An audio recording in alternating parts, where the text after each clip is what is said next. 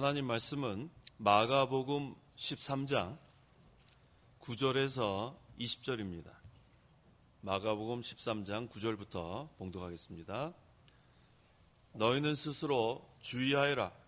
사람들이 너희를 공회에 넘겨줄 것이며 너희가 회당에서 매를 맞을 것이고 나 때문에 총독들과 왕들 앞에 서게 되고 또 모든 민족에게 먼저 복음이 선포되어야 할 것이다.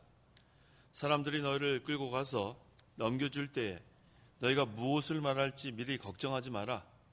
오직 그때에 너희에게 주어지는 그것을 말하여라. 말씀하시는 분은 너희가 아니라 성령이시다. 형제가 형제를 죽음에 넘겨주고 아버지가 자식을 그렇게 할 것이다. 또한 자식들이 부모를 대적하여 일어나서 그들을 죽일 것이다. 너희가 내 이름 때문에 모든 이들에게 미움을 받겠으나 끝까지 견디는 그 자는 구원을 받을 것이다. 황폐케 하는 혐오스러운 것이 서지 못할 곳에 선 것을 보게 되면 읽는 자는 깨달아라. 그때 유대에 있는 자들은 산으로 도망하고 지붕 위에 있는 자는 내려가지 말고 자기 집에서 무엇을 꺼내려고 들어가지 말며 들에 있는 자는 자기 겉옷을 가지러 뒤로 돌아서지도 마라. 그날 들에는 임신한 자들과 젖을 먹이는 자들에게 화가 있다. 너희는 그 일이 겨울에 일어나지 않도록 기도하여라. 그날들에 환란이 있을 것이니 그와 같은 환란은 하나님께서 창조하신 세상의 시작부터 지금까지 일어난 적이 없었고 앞으로도 결코 일어나지 않을 것이다. 만일 주께서 그날들을 단축해 주지 않으셨다면 아무도 구원을 받지 못할 것이다. 그러나 주께서 선택받은 자들을 위하여 그날들을 단축하셨다. 20절까지 봉독했습니다. 14절 하반절에 그때 유대에 있는 자들은 산으로 도망하고 라고 했습니다. 이것을 구속사적인 관점에서 이 말세에 하나님께서 계신 영적 시온산으로 도망하라는 그런 뜻입니다. 그러므로 이 시간 증거의 말씀의 제목은 영적 시온산으로 도망하라. 영적 시온산으로 도망하라 라는 제목으로 말씀 증거하겠습니다. 이 9절에서 12절에 여기서 가장 중요한 그 문장은 뭐냐 하면 너희가 무엇을 말할지 미리 걱정하지 마라. 이게 가장 중요한 그런 말씀이에요. 너희가 무엇을 말할지 미리 걱정하지 마라. 이 말세에는 이 말씀대로 바로 믿는 사람들이 환난을 당합니다. 성경 양보하면 환난도 없어요. 그런데 바로 믿으려고 하는 사람들 반드시 환난을 당해요. 그 이유가 무엇인가? 성경 말씀을 바로 믿으려고 하면 마귀가 가만 놔두지 않아요.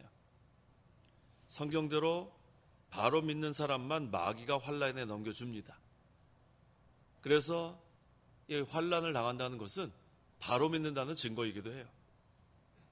그런데 그 환난 당할 때 많은 사람들이 시험에 빠집니다.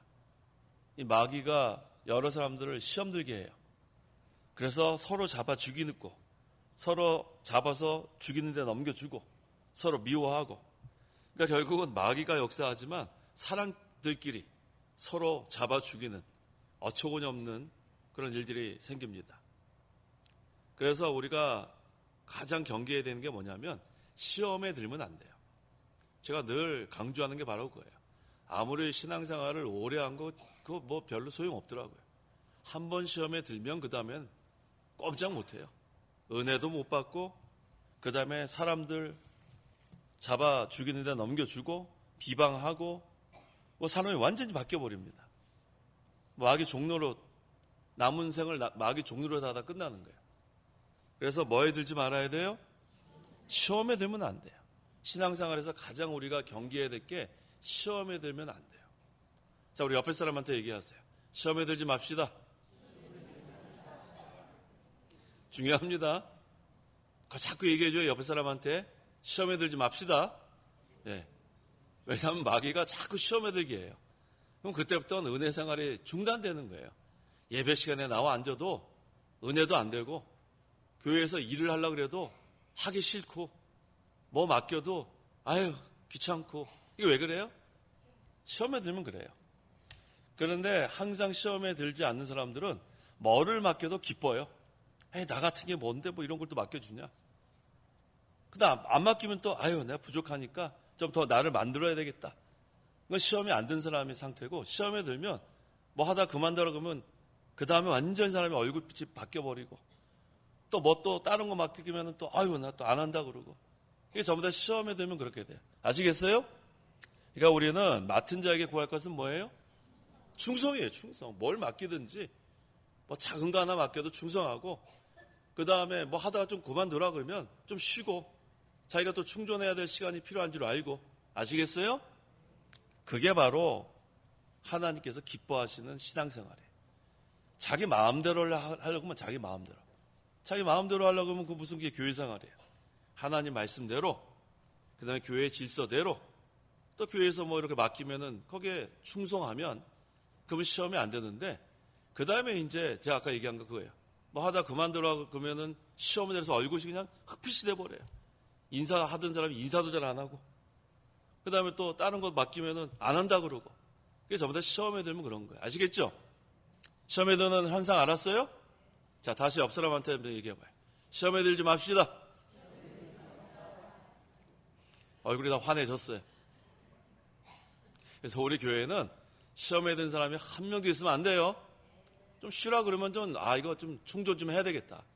사실 저는 좀 쉬라 그러는 게 사실 좋은 말이에요. 왜? 충전할 수 있는 시간. 충전해갖고 다시 자기가 잘못한 거 돌아보고 만들어지고, 그 다음 또 일하고. 얼마나 좋아요. 아시겠죠? 그 다음에 우리가 이제 여기 또 보세요.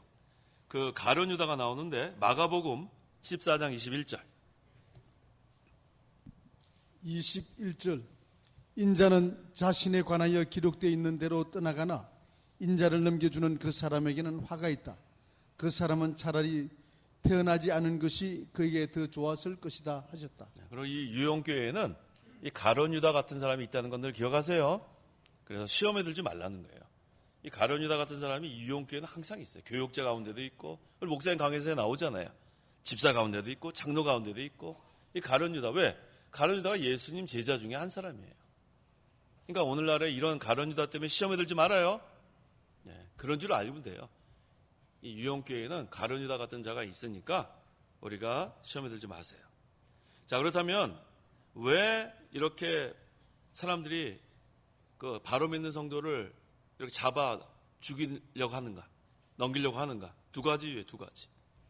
이 가룟 유다 같은 사람들이 무슨 이유 때문에 그러는가? 첫째는 시기 때문에. 시기. 이 시기는 사람을 죽이는 데까지 이릅니다. 요셉의 형들이 시기했죠. 그래서 이 요셉을 죽이려고 그렇게 사람들이 변화버린 거예요. 그러니까 시기가 무서워요. 두 번째는 마귀가 역사하는 게 두 가지예요. 왜 이렇게 사람들을 잡아서 죽이려고 하는가? 시기 때문에. 두 번째는 마귀가 역사해서. 그래서 우리가 항상 이 마음문을 닫고 있으라고 했어요. 마음문. 하나님께 기도할 때 열고, 예배 시간에 열고, 딴 데 마음을 탁 잡아 이렇게 걸어 잠궈야 돼요. 그 다음에 예수님이 똑똑 라오디게아 교회 가서 연락을 했죠. 똑똑똑 누가 도둑이었어요? 제가 답 드렸잖아요. 예수님이 똑똑똑. 그때는 어떻게 해야 돼요? 안 됩니다. 예수님 난 마음을 열 수 없습니다. 그러면 안 돼요. 마음을 활짝 열어야 돼요. 그러니까 우리가 예배 시간에는 마음을 활짝 열어서 하나님 주시는 은혜와 복을 다 받아 누리고, 그 다음에 집에 갈 때는 또 문 닫아요. 나가다가 또 열어놓다가 또 마귀가 또 시험에 들게 하면 안 되니까. 그 다음에 또 우리 집에 가갖고 남편하고 아내하고 왜 싸우는가? 마음은 열어놨다가 싸우는 게 마음은 열어놨다. 집에 가서 마음을 딱 닫으란 말이에요. 그 다음에 또 예배 시간 열고, 또 기도 시간에 열고. 그래서 이 마음의 문을 잘 이렇게 간수한 사람은 은혜 생활 잘 할 수 있어요. 아시겠죠? 예수님이 문 열어라. 그때 문 열고, 그 다음에 닫을 땐 닫고. 근데 이거 항상 활짝 해놓으면 누가 들락날락 하냐면 마귀가 들락날락해요. 마귀가. 왜? 우리가 부패성이 있기 때문에 이 마귀가 들락날락하면 꼼짝 못합니다. 그래서 항상 마음 문을 잘 닫고 우리가 신앙생활을 해나가야 돼요. 그 다음에 제가 아까 가장 중요한 말씀이 이거라 그랬죠. 무엇을 말할지 미리 걱정하지 마라. 우리가 어떠한 그러한 환난을 당해도, 핍박이 와도 우리는 걱정할 게 없어요. 신앙 양심만 쓰면 돼. 신앙 양심. 또 믿음으로 나가면 어떠한 환경에서도 성령께서 우리에게 지혜를 주세요. 무엇을 말해야 될지. 그래서 조금도 두려워하지 마요. 나는 말주변이 없다? 말주변 없어도 돼요. 성령께서 필요할 때 우리에게 무엇을 말할지 이렇게 알려준단 말이에요. 제가 지금까지 이렇게 살아오면서 가장 어려웠던 때 중에 하나가 뭐냐 하면 논문 다 제출하고 그 다음에 거기 마지막에 구두시험 보는 시간이 있어요. 그러니까 뭐 한 5, 6년 막 박사 공부하고 논문 이렇게 두껍게 만들었는데 그걸로 그냥 통과시키는 게 아니고 이렇게 두꺼운 걸 가지고 그 아주 유명한 그 교수 2명 앉혀놓고 1시간 반 동안 질문하면 대답하는 거. 그래서 그 1시간 반 안에 떨어질 사람은 5, 6년 공부한 거 다 소용없는 거예요. 그냥 이따나 두꺼운 논문만 쓰고 그냥 집에 오는 거예요. 아무런 그냥 빈털터리로. 그래서 이게 참 어려워요. 그래서 저는 논문을 쓴 다음에 다 끝난 줄 알았어요. 마음 편하게 있었는데 그 구두시험이 그렇게 사람을 아주 어렵게 하더라고요. 1시간 반 동안 한 10몇 문제를 물어보는데 막 식은땀이 줄줄 나요. 근데 그때 제가 위로받았던 게 바로 이거예요. 무엇을 말할지 미리 걱정하지 마라. 그래서 제가 비행기 타고 가면서 이 말씀만 계속 가지고 기도했어요. 그렇지. 무엇을 말할지. 다른 사람들은 그거 논문 막 몇백 페이지 되는 거 보면서 막 공부하는데 저 공부 안 하고 무엇을 말할지 미리 걱정하지 마라. 계속 비행기가에서 그것만 그냥 하서 기도했는데 그래서 하나님이 도와주실 줄 알았어요. 기도 많이 했으니까. 근데 제가 모르는 걸 질문하더라고요. 10몇 가지 중에서 모르는 거 하나라도 있으면 그 다음엔 떨어지는 거예요. 그러면 저는 뭐 학위 못 받고 그냥 이렇게 두꺼운 논문만 쓰고 끝나는 거예요. 근데 한 중간쯤 되는데 너무 어려운 질문하는데 전혀 모르겠어요. 그때 제가 지혜가 생겨가지고 물어보는 그 교사한테 잠깐만 기다리라고. 잠깐만. 그것도 하나님이 지혜를 주신 거예요. 그 다음에 물 한 잔 마시자고. 그러면서 물을 마시면서 한 1분 기도한 것 같아요. 기도. 왜? 물 마시기 전에 기도하잖아요. 근데 교수가 기도하는데 뭐라 그러진 않더라고요. 기도한 다음에 그때 이제 어떤 지혜를 주어가지고 그걸 모면했어요. 어떤 지혜를 주었냐면 그걸 제가 모르는 질문이잖아요. 그러니까 제가 지금 제 논문 쓴 거 중에는 그 내용이 없는데 혹시 제 의견을 듣고 싶냐고. 이런 지혜가 딱 생기는 거예요. 그러니까 이게 딱 맞죠? 무엇을 말할 거를 물 마시기 전에 기도할 때, 제가 그래서 물 마시기 전에 기도하라 그러잖아요, 늘. 그게 참 저는 체험적이에요. 그래서 그때 그런 지혜가 딱 해가지고 제가 이거 내용 몰라요. 뭐 얘기해도 제가 뭐 할 얘기는 없었는데 그런 지혜가 생겨갖고 이 논문에는 그런 내용이 없지만 제 의견을 들어보겠다 할 때 듣기 싫다 그러더라고요. 얼마나 다행인지. 얘기하라고 그래도 할 얘기도 없었는데 뭐 그런 식으로. 그래서 제가 이 말씀은 제가 체험적이에요. 우리가 어떠한 어려움을 당하고 무엇을 말해야 될지도 모르는 상황에서도 우리가 간절히 기도하잖아요. 그럼 하나님께서 그 순간순간을 모면하게 해주시는 그런 하나님이시라는 거. 그거 기억하세요? 우리는 지혜가 없는데 하나님께서 우리에게 기도하면 무엇을 말할지 그렇게 지혜를 주신다는 거예요. 그걸 분명히 아시고 나는 지혜가 없다. 나는 뭐 말주변 그거 중요하지 않아요. 이 말씀을 항상 기억하세요. 따라해보세요. 무엇을 말할지 미리 걱정하지 마라. 걱정할 게 하나도 없어요. 그래서 하나님의 은혜로 겨우 통과했어요. 다른 사람들은 뭐 넉넉하게 했는지 모르지만 저는 겨우 통과했어요. 하나님이 또 하나님 일을 하라고 그렇게 하나님이 간신히 통과하게 해주셨습니다. 13절 너희가 내 이름 때문에 모든 이들에게 미움을 받겠으나 끝까지 견디는 그 자는 구원을 받을 것이다. 자, 말세에는 성도가 예수님 믿는 일과 성경 말씀을 지키는 일 때문에 모든 사람에게 미움을 받게 됩니다. 그런데 중요한 것은 끝까지 견디는 자는 구원을 받을 것이다. 왜? 하나님께서 도와주시니까. 그 다음에 하나님께서 무엇을 그 사람에게 주는가 보세요. 시험을 참는 자에게. 야고보서 1장 12절. 12절 시험을 참는 사람은 복이 있으니 이는 연단을 받은 후에 주께서 자기를 사랑하는 자에게 약속하신 생명의 면류관을 받을 것이기 때문이다. 무슨 면류관이에요? 생명의 면류관. 이건 상급이에요, 상급. 그래서 우리가 끝까지 견디는 게 중요하고 그때 끝까지 견딜 때 우리가 해야 될 것이 두 가지가 있는데 말씀을 붙들고 기도하는 거예요. 기도만 하면 안 됩니다. 말씀을 붙들고 기도해야 돼요. 누가 우리에게 모본을 보여주셨냐면 예수님이죠. 예수님이 마귀한테 시험을 당했어요. 광야에 나가서 기도하시고 그 다음에 시험을 당했는데 그때 예수님께서 무엇으로 마귀를 물리쳤냐면 말씀으로 마귀를 물리쳤어요. 기도도 했고 말씀으로 물리치고. 그러니까 두 가지가 다 필요한 거예요. 마귀를 이기려면 두 가지. 여러 가지 이제 우리에게 시험이 올 때 기도하면서 말씀 붙들고 기도하면 그러면은 그때는 하나님이 역사하니까 그건 백전백승이에요. 그래서 우리가 기도할 때 말씀을 붙들고 기도하는 게 뭐냐면 날마다 우리가 기도하죠. 근데 성경 말씀도 읽으면서 기도하라는 게 읽으면서. 그래서 우리가 매일 성경을 읽어야 돼. 매일 성경 읽고 그 깨달은 말씀을 붙들고 기도하면 더 은혜가 됩니다. 그냥 기도하면은 뭐 전부 다 하나님께 구하는 것밖에 없어요. 뭐 해달라. 근데 우리가 말씀을 읽고 기도하면은 그 말씀대로 기도하게 돼 있어요. 그래서 제가 늘 강조하는 게 바로 그냥 기도만 하는 게 아니고 말씀을 붙들고 기도하세요. 말씀을. 그래야 하나님 뜻대로 기도합니다.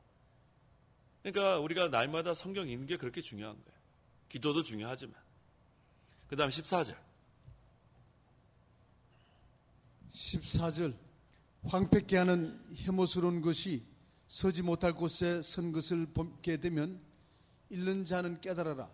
그때에 유대에 있는 자들은 산으로 도망하고. 자, 이게 다니엘서에 나오는 그 예언한 거예요. 혐오스러운 것을 여기서 말하는데 이걸 역사적으로 보면 주 70년에 로마 군대가 예루살렘을 함락시킵니다. 그래서 성전에 로마 국기를 꽂아 놓은 거, 이게 바로 혐오스러운 것을 말하는 거예요. 이것이 바로 로마 국가의 권세가 예루살렘 성전 위에 군림한다는 그런 뜻이니까 혐오스러운 거예요. 그래서 어느 시대나 이 국가의 권세가 교회를 점령하면 그땐 끝이에요.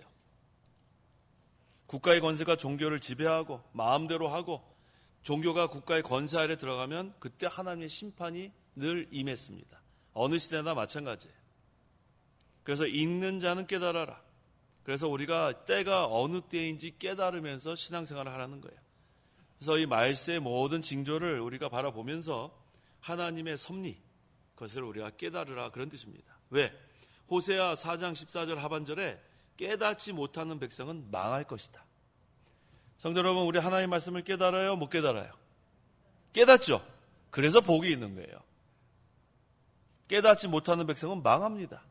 이 말세의 징조를 하나님이 보여주신 게 성경에 다 기록되어 있기 때문에 성경을 보면서 우리는 말세의 징조를 깨닫고 있죠. 그래서 우리는 복이 많아요. 예수님의 재림을 준비할 수 있으니까. 아, 이게 때가 다 됐구나. 그런데 그걸 깨닫지 못한 사람은 그냥 망하는 거예요. 그래서 우리가 얼마나 이 깨달으면서 신앙생활하는 게 중요한지 모릅니다. 그 다음에 여기 중요한 게 바로 이거예요. 그때 유대에 있는 자들은 산으로 도망하고, 이 역사적으로 주 70년에 예루살렘이 멸망할 때 이 성경을 알고 있었던 사람들은 전부 다 어디로 도망갔겠어요? 산으로 도망갔어요. 실제로. 역사적으로. 근데 이것을 구속사적으로 해석하면 이 산은 시온산을 가리킵니다. 하나님께서 계신 시온산. 요한계시록 14장 1절. 1절. 또 내가 보니 어린 양께서 시온산에 서시고 그분과 함께 14만 4천 명이 있었는데 그들의 이마에 어린 양의 이름과 그분의 아버지의 이름이 기록되어 있었다. 그렇죠. 내가 보니 어린 양께서 시온산에 서시고. 그러니까 이 말세가 되면 이 교회가 세속화됩니다. 이건 아주 급하게 세속화돼요. 세상인지 교회인지 요즘 벌써 세속화된 거 얼마나 우리 눈에 보입니까? 여기 세상 콘서트나 예배당 안에서의 찬양이나 구별이 안 돼요. 그 다음에 이렇게 운전하다가 기독교 방송에서 나오는 찬양인데 이게 그 멜로디로는 이게 세상 노래인지 찬양인지 구분이 잘 안 돼요. 거기다 가끔 주님이 나오고 예수님 나오고 그러니까 이게 찬양인가 보나. 이게 세속화되면은 이와 같이 됩니다. 그때에 우리가 영적 시온산을 향하여 도망치라는 거예요. 그래야 우리가 심령이 삽니다. 그래서 중요한 게 뭔가 그래서 저는 이 영적 시원산으로 도망가라는 설교를 몇 번 한 적이 있어요. 미국에 있을 때도. 근데 그때 제가 그냥 영적 시원산으로 도망가라고만 설교했는데 지금은 이것이 무엇인지 분명히 깨달아서 성도 여러분들도 잘 깨달으세요. 자, 영적 시원산으로 도망가는데 저는 그때 설교는 했는데 영적 시원산이 어디로 도망가지? 전 늘 그랬어요. 영적 시원산이라는 거 다 지식적으로는 알아요. 하나님이 계신 곳, 하나님의 보호. 영적 시원산으로 도망가려면 저 안산으로 가야 되나? 도봉산으로 가야 되나? 이게 뭘지? 그랬다고요. 설교를 하면서도. 이게 뭐냐 하면 우리 심령에 영적 하나님 나라가 이루어지라는 뜻이에요. 그걸 잘 깨달으세요. 그러니까 우리가 신앙생활을 추상적으로 하지 마세요. 영적 시원산으로 도망가라는 건 우리 심령에 영적 하나님 나라가 이루어지게 하는 거예요. 왜? 영적 하나님 나라는 하나님의 임재와 하나님의 통치잖아요. 딱 맞잖아요. 시온산은 하나님이 계신 곳이고, 그래서 우리 심령에 영적 하나님 나라가 이루어지는 것이 영적 시온산으로 도망가는 거예요. 쉽게 이해가 됐죠? 그래서 저는 이거 확실해요. 이제는 이 말세 이 환난 때에는 내 심령에 하나님 나라만 이루어지면 걱정할 게 하나도 없더라고요. 왜? 하나님 나라가 이루어지면 하나님이 임재하시고 하나님 통치하시니까 의의 세계, 평강의 세계, 기쁨의 세계인데 또 진동하지 않는 나라니까 전쟁의 소문, 지진의 소문, 민족과 민족이 싸우고 벨류스가 다 나와도 제 이 심령은 편안합니다. 그게 어디로 도망가는 거예요? 영적 시온산으로 도망가는 거예요. 이전에 저걸 잘 못 깨달으면서 설교했어요. 근데 지금은 확실히 제가 깨달으니까 설교를 하면서도 제가 힘이 나는 거예요. 그러니까 우리가 신앙생활을 추상적으로 하지 마세요. 신령한 세계로 들어가라. 어떻게 들어가요? 신령한 세계 어디예요? 우리 심령에 영적 하나님 나라가 이루어지는 거예요. 그러면 내가 죽어야 되겠죠? 자기를 날마다 쳐서 복종시키고 부패성을 제거하고 욕심이 없어져야 되고, 그러면 완전히 성령의 주장과 인도를 받게 되니까 더불어서 성령 충만이 되는 거예요. 그래서 성령 충만하는 게 다른 말로 하면 영적 하나님 나라가 우리 심령에 이루어지는 거예요. 이걸 아주 쉽게 우리가 이해하면 되는데 저는 그걸 잘 몰랐어요. 이전에 자꾸만 추상적으로 설교를 했어요. 잘 알지도 못하면서. 근데 지금 우리가 분명히 알고 신앙생활을 하세요. 그래서 내 마음에 시험에 들라 그러면 벌써 그거는 영적 시원산으로 도망가는 걸 중단하는 거예요. 그다음 빨리 거기서 그거를 물리치고 또 영적 시원산으로 도망가는 거예요. 뭐가 이루어져야 돼요? 영적 하나님 나라가 이루어져야 돼요. 자기를 또 쳐서 복종시켜야 돼요. 아이고 내가 지금 시험에 들라 그러는구나. 내가 지금 시원산으로 도망가야 되겠다. 그럼 빨리 자기 죄를 회개하고 그 다음에 하나님 의지하고 그 다음에는 우리가 하나님 나라가 이루어지면 그 다음 벌써 마음이 편안한 거예요. 성도 여러분, 마음이 편안해요? 아유, 도망갔네요. 영적 시원산으로 잘 도망갔어요. 마음이 불안해요? 불안한 분 있는데 왜 대답을 안 하세요? 마음이 불안하신 것 같은데. 아니에요? 네, 불안하면 안 돼요. 불안할 만하면 어디로 도망가요? 영적 시원산으로 도망가는 거예요. 자기를 쳐서 복종시키고. 그래서 항상 문제는 자기 자신한테 있는 거예요. 다른 사람한테 전가하지 마세요. 다른 사람 그렇게 생각할 거 없어요. 날마다 자기가 문제야. 내가 죄인이에요, 내가. 다른 사람 생각하지 마요. 다른 사람 시기할 것도 없어요. 나를 바라보고 내가 죄인이고 나를 쳐서 복종시키고 그러면 벌써 영적 시원산으로 이미 도달한 거예요. 영적 하나님 나라가 이루어지니까 그다음에 마음이 편안한 거예요. 그 신앙생활을 계속 해나가라는 거예요. 왜? 하나님 나라는 진동하지 않는 나라니까 편안한 거예요. 성도 여러분, 지금 우리 예배 시간이죠? 이전에 어떤 걱정, 근심, 불안한 마음, 시험에 들락말락 했던 마음 다 벗어버리고 어디로 도망가요? 영적 시원산으로 도망가요. 도망가란 말이에요. 도망가요. 그러면은 평강의 세계, 기쁨의 세계가 우리 마음에 임하니까 그 다음에는 마귀가 어떻게 하지를 못해요. 영적 시원산으로 도망간 사람, 심령의 영적 하나님 나라 이루어진 사람은 건드리질 못해요. 기쁨이 충만한데 마귀가 들어올 새가 어디 있어요. 이 생활을 해나가십시오. 그래서 오늘 제목이 영적 시원산으로 도망가라, 이게 제목이지만 그 가로 열고 심령의 영적 하나님 나라가 이루어지게 하라. 그게 부제예요. 우리 심령, 마음에 영적 하나님 나라가 이루어지게 하라. 왜? 영적 시온산으로 도망가라 그러는데 설교 말씀 다 들었는데 집에 가서 가만 기도해서 보니까 내일 아침에 도봉산을 가야 되나 안산에 가야 되나 이러고 있으면 설교 헛되게 들은 거예요. 그러면 제대로 깨달은 사람은 뭐예요? 일어나자마자 기도하는 거예요. 자기를 쳐서 복종시켜야 되니까. 하나님 또 잘못했습니다. 이 죄인이 하나님 앞에 또 기도합니다. 저희 욕심을 용서해 주십시오. 시험에 들 뻔했습니다. 자기를 쳐서 복종시키니까 그 다음에 하나님이 함께 하시고 하나님 우리를 주장하시니까 마귀가 꼼짝 못하는 거예요. 그런 사람은 시험에 들 새가 없어요. 날마다. 그래서 우리는 날마다 이 생활을 계속해 나가세요. 이게 참 중요한 겁니다. 15절, 16절. 15절. 지붕 위에 있는 자는 내려가지 말고 자기 집에서 무엇을 꺼내려고 들어가지 말며 들에 있는 자는 자기 겉옷을 가지러 뒤로 돌아서지도 마라. 예, 이 역사적으로 그 주 70년 아까 제가 계속 얘기하고 있죠. 예루살렘이 멸망할 때 지붕 위에 올라갔던 사람이 집안 물건 가지러 내려갔다가 잡혀간 사람도 있고 또 밭에 있는 사람이 겉옷 가지러 집에 갔다가 또 잡혀가기도 하고 이런 일이 있었나 봐요. 왜? 로마 군대가 예루살렘을 포위했으니까. 근데 일시적으로 후퇴도 했어요. 로마 군대가 강하긴 하지만. 그때 산으로 도망친 사람만 살았다는 거예요. 그 짧은 시간에. 그 다음에 도망하지 않은 사람은 며칠 후에 다시 디도 장군이 군대를 재정렬해가지고 정비해가지고 또 와가지고 완전히 예루살렘 함락시킬 땐 다 죽은 거예요. 그 잠깐 그 시간에 도망갔어야 돼요.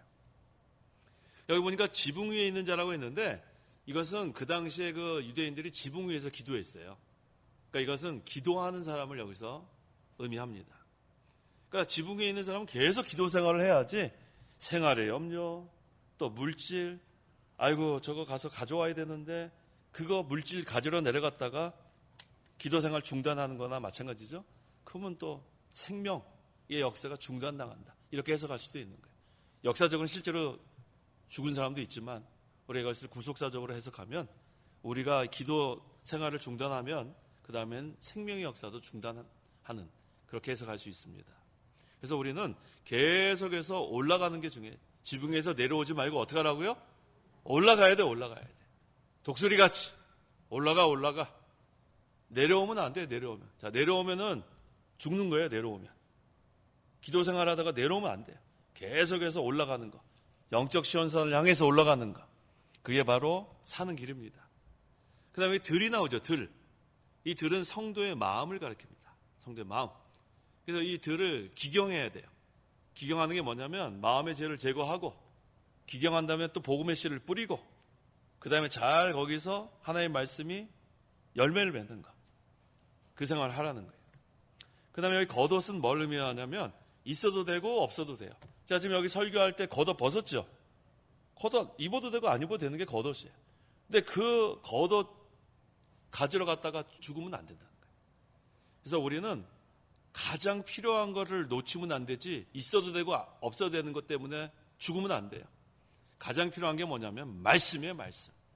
하나의 말씀은 있어도 되고 없어도 되는 게 아니고 이 말씀은 우리의 생명입니다. 이 말씀하고 양보하면 안 돼요.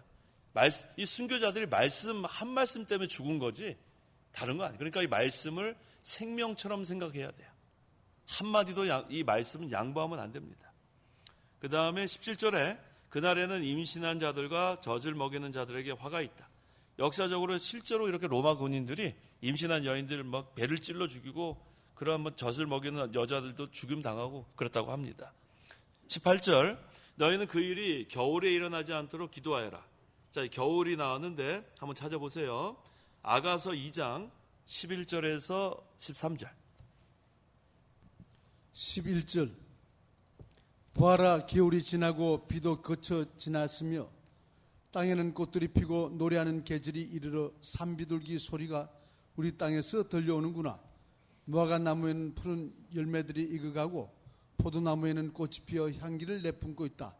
나의 사랑, 나의 의예쁜 자야, 일어나 함께 가자. 바위 틈 낭떠러지 은밀한 곳에 있는 거기까지만.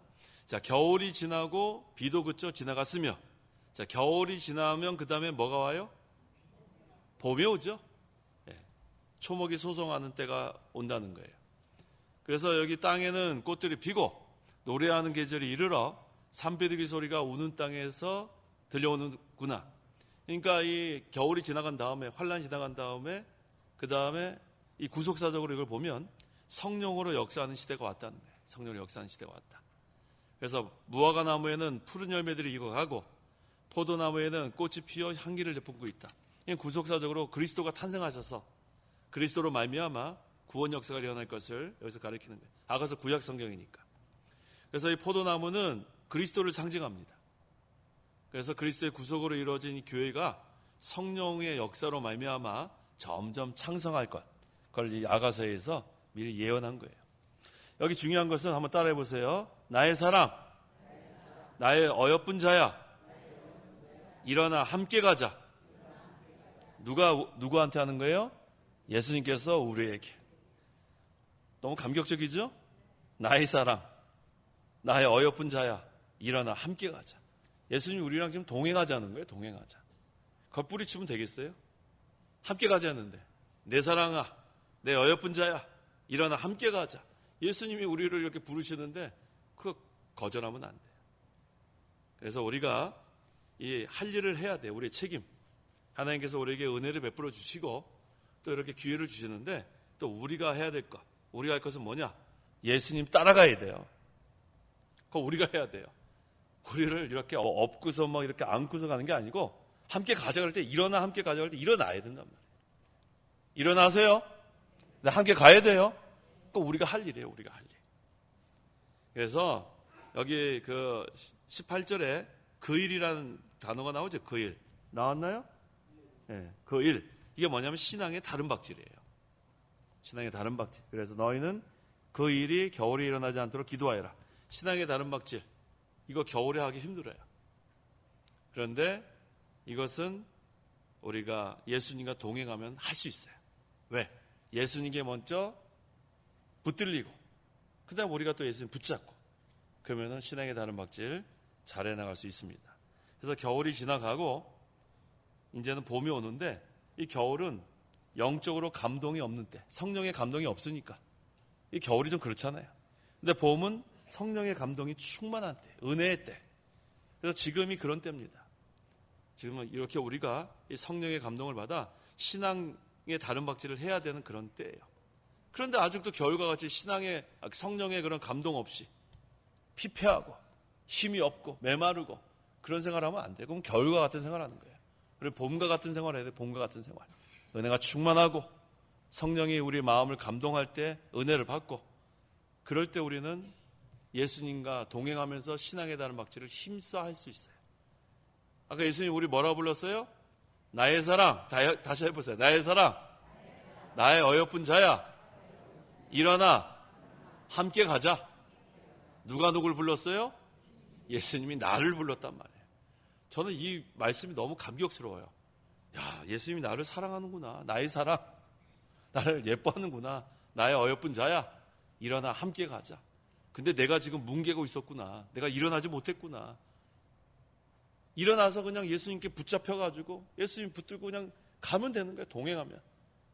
그래서 우리 그 찬송가에도 있잖아요. 주와 같이 길 가는 것 즐거운 일 아닌가. 얼마나 즐거워요. 루루랄라 루루랄라 얼마나 좋아요. 근데 그 생활을 하지 못하고 피곤해 죽겠는데 자꾸 일어나라 그러냐고. 아유 나 누워서 자야 되겠다. 신앙의 잠이 그냥 푹 들어가지고. 그렇죠? 그럼 예수님과 동행 못해요. 신앙의 잠에 들지 마세요. 일어나라 그랬잖아요. 일어날 때가 됐어요. 일어나서 나의 사랑, 나의 어여쁜 자야. 일어나. 함께 가자. 벌떡 일어나란 말이에요. 벌떡 일어나. 우리 그 베드로하고 요한이 그 안진뱅이 거지 성전 미문에서 뭐라고 얘기했어요? 은가금 나 없어도 내게 있는 것으로 내게 주노니 곧 나사렛 예수 이름으로 일어나. 저 어렸을 때 그 찬송으로 좀 외우고 있는 거예요. 그는 걸었네 뛰었네 찬양해. 그거 봐요. 그러니까 나사렛 예수 이름으로 일어나라 그러니까 그 안진뱅이가 벌떡 일어났어요. 그 다음에 어디로 쑥 들어갔어요? 성전으로 쑥 들어간 거예요. 예수님 따라서 가면 성전 생활 하는 거예요. 성전 생활. 그 은혜 생활, 예배 생활. 얼마나 좋아요. 그 생활을 계속해 나가야겠습니다. 19절. 19절. 그날들의 환란이 있을 것이니 그와 같은 환란은 하나님께서 창조하신 세상의 시작부터 지금까지 일어난 적이 없었고 앞으로도 결코 일어나지 않을 것이다. 앞으로 전무후무한 그런 환란이 온다는 거예요. 그래서 대비하라는 거예요. 대비하라. 그래서 이러한 환란, 지금도 뭐 우리 환란 계속 있는데 이러한 작은 환란 우리가 잘 통과하면서 그 다음에 또 더 큰 환란이 오면 벌써 우리가 준비하고 또 연단 받고 또 만들어지니까 그것을 대비할 수 있습니다. 20절. 20절. 만일 주께서 그날들을 단축해 주지 않으셨다면 아무도 구원을 받지 못할 것이다. 그러나 주께서 선택받은 자들을 위하여 그날들을 단축하셨다. 자, 환란이 올 때 이 육체를 가진 사람들은 너무나게 심해서 구원을 받을 사람이 하나도 없다고 했어요. 그래서 하나님께서 택한 백성을 위해 환란의 날들을 어떻게 했어요? 단축해 주는 거예요. 단축해 주는 거예요. 그래서 우리가 믿는 것은 그 환란 중간 휴거설을 믿어요. 우리가 믿는 것은 역사적 전천전설을 믿고 환란 중간 휴거설을 믿는데, 그러니까 7년 환란 중에서 앞에 전 3년 반, 후 3년 반이 있어요. 그런데 우리 신자들은 이 전반기 3년 반은 환란을 받고 이 후 3년 반은 환란이 아니고 진노예요. 그건 우리 받지 않습니다. 환란 중간 휴거설이니까 우리는 다 예수님 맞으러 우리는 휴거되니까. 그래서 우리 그 요한계시록에 7나팔, 그 다음에 7인, 7대접 이렇게 나와요. 근데 우리 성도들이 받는 것은 7나팔, 그 다음에 7인. 그건 환란에 속하고, 그건 3년 반, 전반기를 말하고 후반기 3년 반은 7대접이에요. 근데 그건 진노입니다. 근데 우린 받지 않아요. 왜? 여기에 있는 말씀 그대로 택한 백성들을 위해서 환란의 날을 단축시켜줬기 때문에. 네. 나중에 요한계시록 할 때 또 제가 설명해 드릴게요. 그거 아주 계산하는 게 재밌어요. 네. 옛날에는 제가 잘 몰라가지고 어려워서 그냥 예수님 오시면 그냥 끝나는 거지 뭐. 보통 무천연설은 그렇게 하거든요. 그래서 무천연설을 받아들인 사람이 많은데 이 역사적 전천연설을 제대로 깨닫게 되면 이게 성경에 얼마나 딱 맞는지 몰라요. 그래서 성도 여러분, 이제 우리 야간 신학원 시작하면 화요일마다 조직 신학 하거든요. 이제 종말론 할 때 다 오세요. 그때 배우면 돼요. 제가 다 쉽게 설명해 드릴 거예요. 아시겠죠? 이해하신 분들 다 얼굴 봤어요. 야간 신학원에 많이 오세요. 그래서 청강도 하시고. 왜? 이걸 배워야 돼요. 지금 제가 지금 간단히 설명하는데 뭐 7년이 뭐 전반기 3년 반, 후반기 3년 반, 환란은 뭐고 진노가 뭐 이거 뭘 모른다고요. 근데 그거를 우리가 그 야간 신학원에서 조직 신학 시간에 그걸 다 시간이 충분하니까 제가 실판에 막 설명하면서 가르칠 수 있단 말이에요. 그래서 우리가 그 지금 말세 마지막 때 그런 거 다 배워야 되지 않겠습니까? 그렇죠? 그래서 이제 우리 이제 3월 달에 그 개강하면 많이 오세요. 많이 오세요. 얼마나 좋은 기회예요. 그래서 오셔가지고 우리가 좀 잘 배워서 준비해야겠습니다. 자, 그래서 이제 우리는 걱정할 게 하나도 없어요. 하나님께서 우리와 함께 하십니다. 하나님께서 우리와 함께 하신다. 그걸 임마누엘 하지. 임마누엘. 임마누엘. 그걸 영어로 뭐라고 해요? God with us. 한번 따라해 보세요. God with us. 하나님이 우리와 함께 한다는 거예요. 그래서 우리는 어떠한 환난과 핍박도 다 통과할 수 있어요. 왜? 임마누엘. God with us. 하나님이 우리와 함께 하시니까. 그래서 하나님이 함께 하시면 우리가 이 하나님의 그 만능으로 어떠한 환난도 다 통과할 수 있는 줄 믿고 우리가 어떠한 환난이 와도 걱정할 게 없어요. 어디로 도망가면 돼요? 어떤 시온산? 영적 시온산으로 도망가면 돼요. 이게 무슨 뜻이에요? 우리 마음에 영적 하나님 나라가 이루어지면 되는 겁니다. 기도하시기 바랍니다. 기도하겠습니다. 하나님 감사합니다. 환난과 핍박이 올지라도 우리가 미리 걱정하지 말라고 했습니다. 성령께서 무엇을 말할지 다 알려주시고 또 우리가 환난 때의 영적 시온산으로 도망가라고 했는데 날마다 자기를 쳐서 복종시키고 항상 하나님의 임재와 통치를 받아 나가는 우리 심령의 영적 하나님 나라가 이루어지면 이 나라는 진동하지 않는 나라이기 때문에 세상의 전쟁의 소문, 민족과 민족이 싸운다고 하고 지진, 기근, 여러 가지 소식이 들려도 조금 더 꿈쩍하지 않고 우리 심령에 평강이 임하고 기쁨이 임할 줄 믿습니다. 그래서 우리가 이 마지막 때에 항상 말씀과 기도로 무장하고 하나님 우리와 함께 하시기 때문에 조금 더 두려워하지 아니하고 하나님만 의지하고 나가는 저희 모든 성도들에게 역사하여 주옵소서. 예수님의 이름으로 기도하옵나이다. 아멘.